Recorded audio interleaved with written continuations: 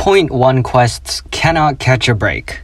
Can they? Last time I reviewed a Point 1 quest, I had some things to say about it, as 5.1 was at the time the most disappointing Archon quest to me. 5.3 then proceeded to dethrone it anyway, but anyways, that's beside the point. The feelings I harbor towards 5.1 are largely the same I feel for 6.1, almost to a T in fact. So... everybody, my name is Ai-Nori, and these are my thoughts on the visually epic, but sadly, narratively disappointing 6.1, a nation that doesn't exist, and an LG fated for the moonlight.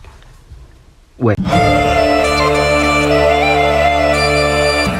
1 is disappointing.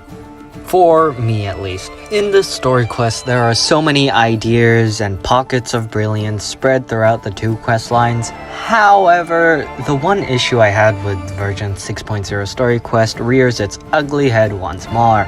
What was once a small issue then really bogs down the quest for me. That is the focus on lore, rather than character.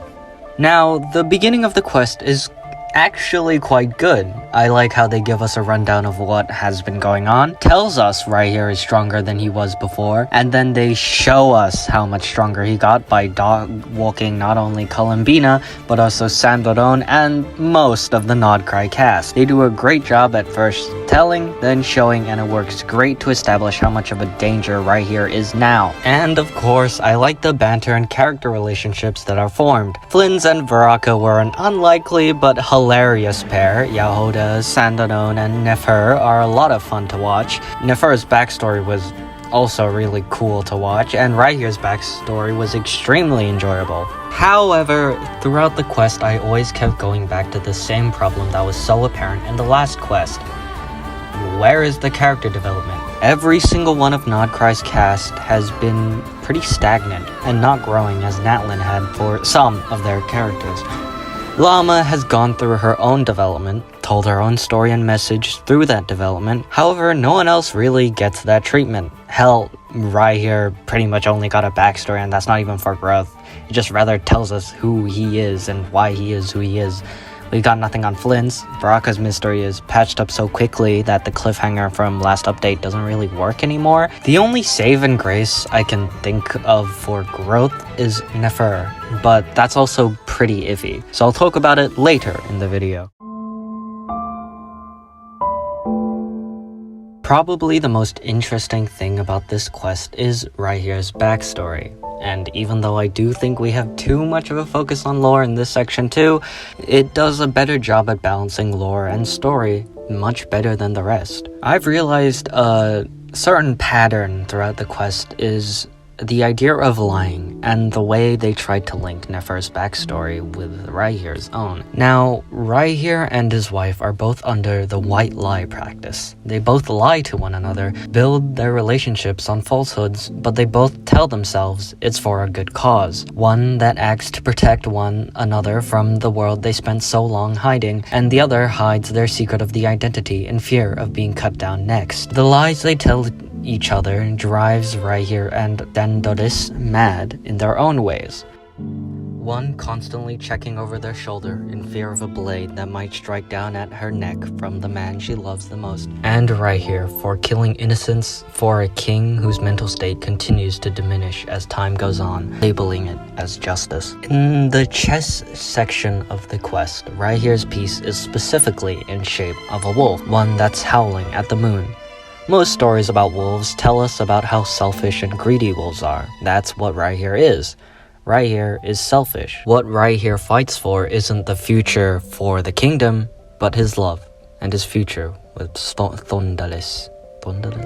Despite the lies, Ryer abandons all that he once fought for to search for a person who should be his enemy.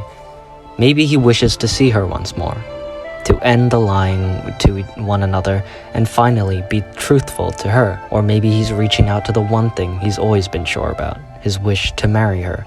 While this is my analysis of the section of this story, honestly, I think this section isn't one that I have a huge understanding and can come to an agreement on, and would love to see your thoughts down below.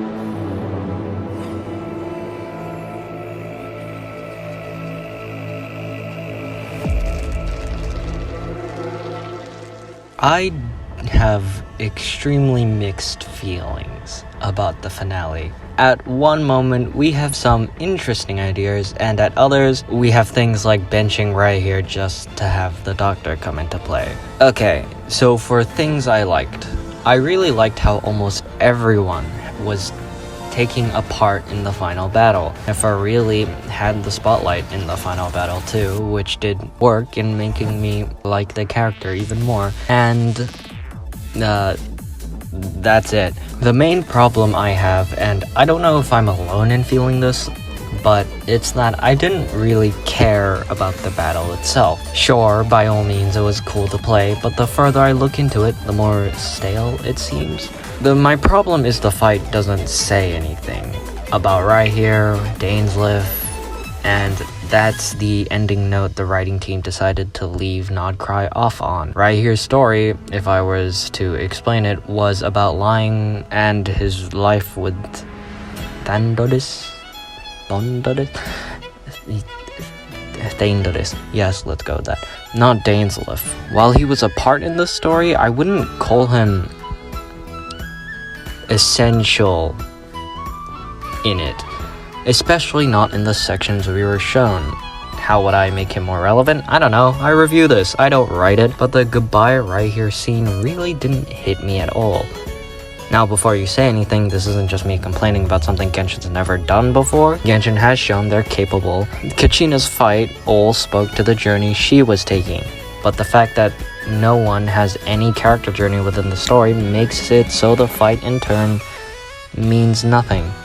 Now, that was the end of the video. Thank you very much for watching. Next upload, I won't be covering 6.2 immediately, but rather finally tackling that Kachina video I've been wanting to make for so long.